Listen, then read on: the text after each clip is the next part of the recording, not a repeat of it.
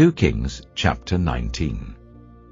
When King Hezekiah heard this, he tore his clothes and put on sackcloth and went into the temple of the Lord.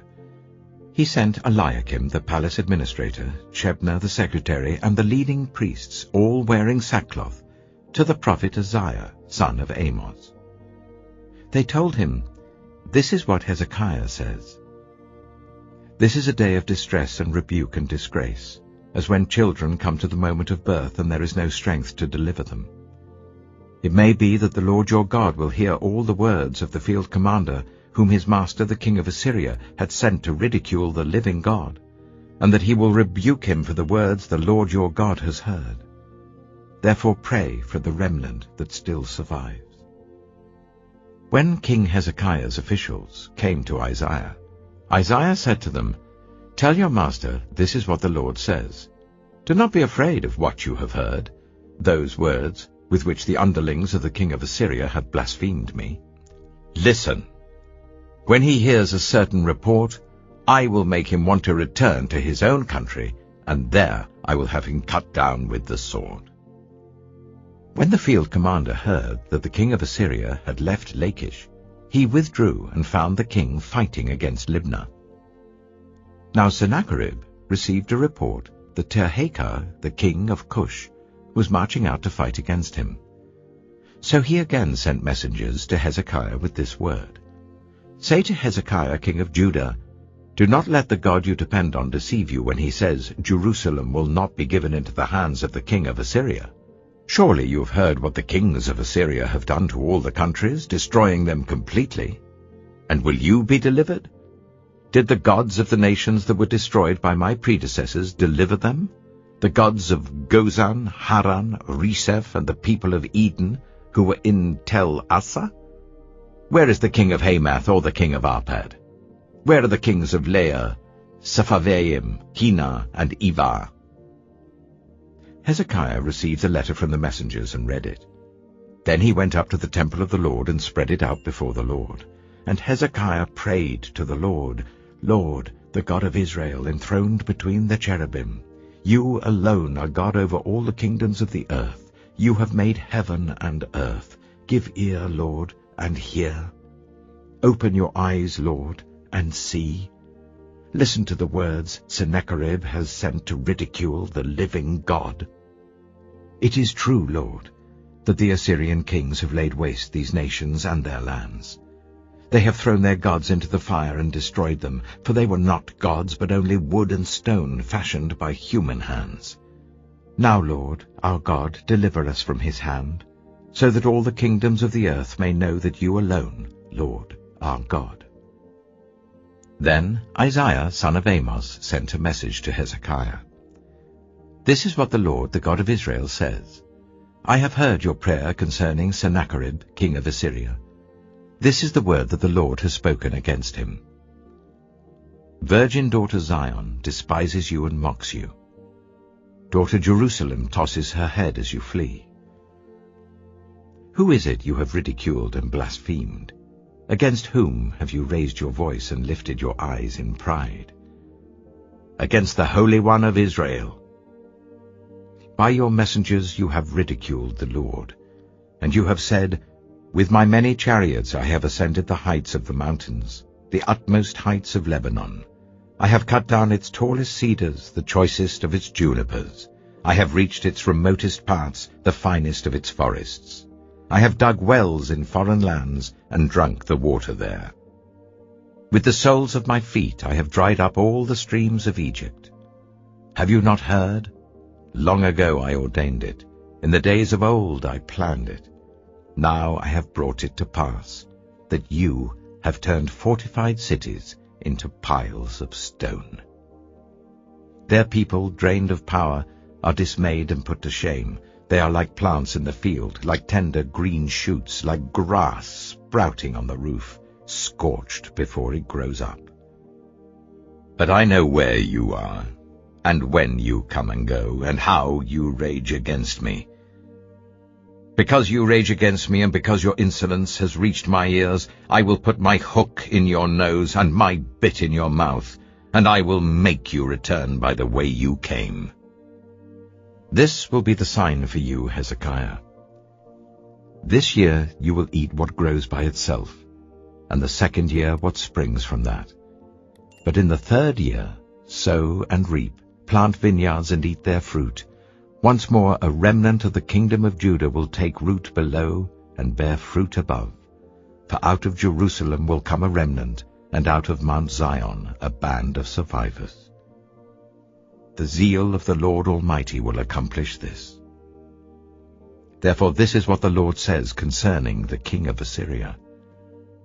He will not enter this city, or shoot an arrow here. He will not come before it with shield, or build a siege ramp against it. By the way that he came, he will return. He will not enter this city, declares the Lord. I will defend this city and save it, for my sake, and for the sake of David my servant. That night the angel of the Lord went out and put to death 185,000 in the Assyrian camp. When the people got up the next morning, there were all the dead bodies. So Sennacherib, king of Assyria, broke camp and withdrew. He returned to Nineveh and stayed there. One day, while he was worshipping in the temple of his god Nisroch, his sons Adramelech and Sharezer killed him with the sword, and they escaped to the land of Ararat. And Esarhaddon, his son, succeeded him as king.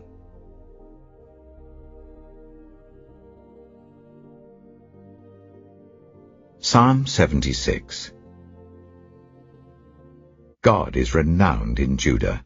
In Israel his name is great. His tent is in Salem, his dwelling place in Zion.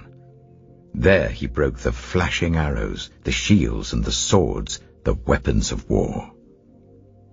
You are radiant with light, more majestic than mountains rich with game. The valiant lie plundered. They sleep their last sleep. Not one of the warriors can lift his hands. At your rebuke, God of Jacob, both horse and chariot lie still. It is you alone who are to be feared. Who can stand before you when you are angry? From heaven you pronounced judgment, and the land feared and was quiet, when you, God, rose up to judge, to save all the afflicted of the land. Surely your wrath against mankind brings you praise, and the survivors of your wrath are restrained. Make vows to the Lord your God and fulfill them. Let all the neighboring lands bring gifts to the one to be feared. He breaks the spirit of rulers. He is feared by the kings of the earth.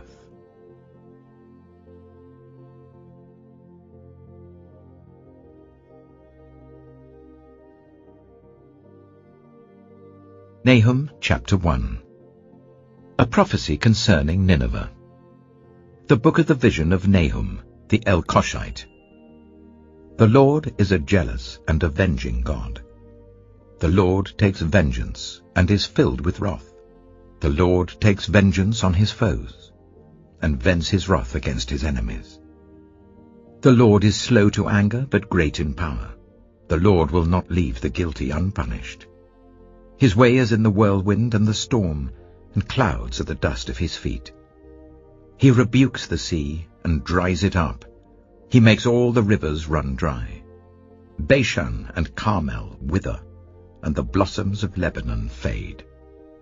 The mountains quake before him, and the hills melt away. The earth trembles at his presence, the world and all who live in it. Who can withstand his indignation? Who can endure his fierce anger? His wrath is poured out like fire. The rocks are shattered before him. The Lord is good, a refuge in times of trouble. He cares for those who trust in him. But with an overwhelming flood he will make an end of Nineveh. He will pursue his foes into the realm of darkness. Whatever they plot against the Lord, he will bring to an end. Trouble will not come a second time. They will be entangled among thorns and drunk from their wine. They will be consumed like dry stubble.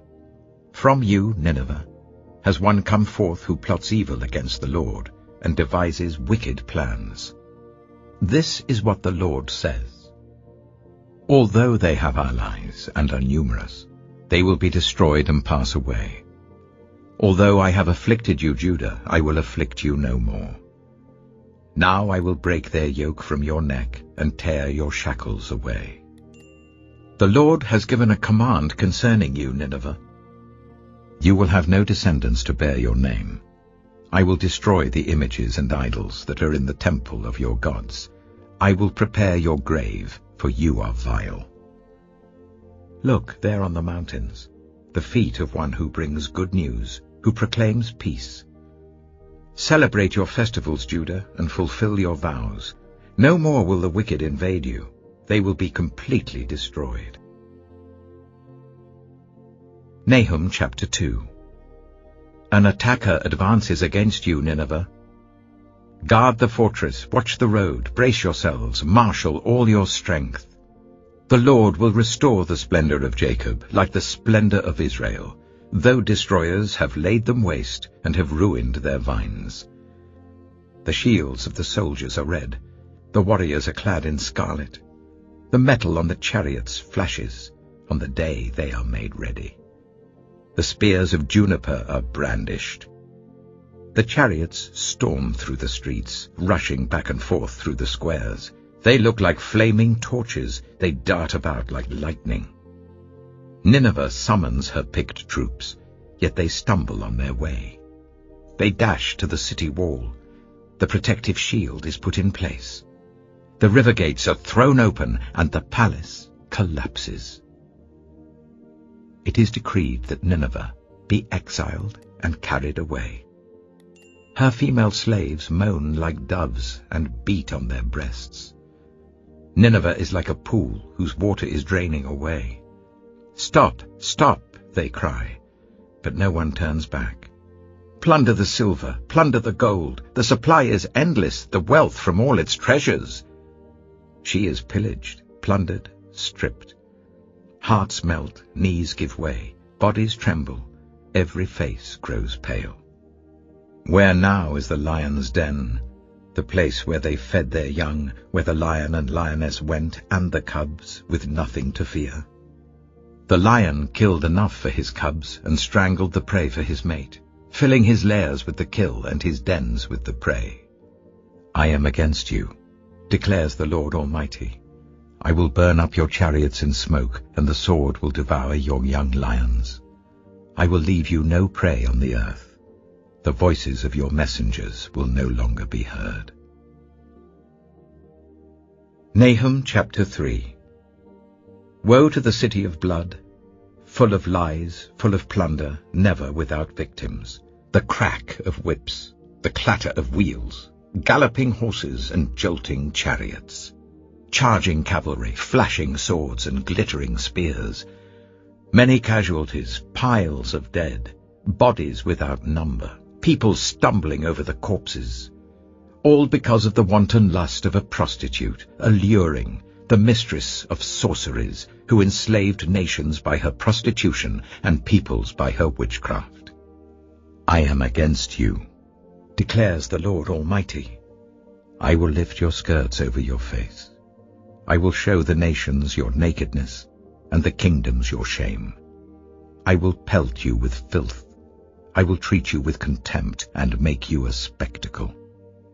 All who see you will flee from you and say, Nineveh is in ruins. Who will mourn for her? Where can I find anyone to comfort you? Are you better than Thebes, situated on the Nile with water around her? The river was her defense, the waters her wall. Cush and Egypt were her boundless strength. Put and Libya were among her allies. Yet she was taken captive and went into exile. Her infants were dashed to pieces at every street corner. Lots were cast for her nobles, and all her great men were put in chains. You too will become drunk. You will go into hiding and seek refuge from the enemy.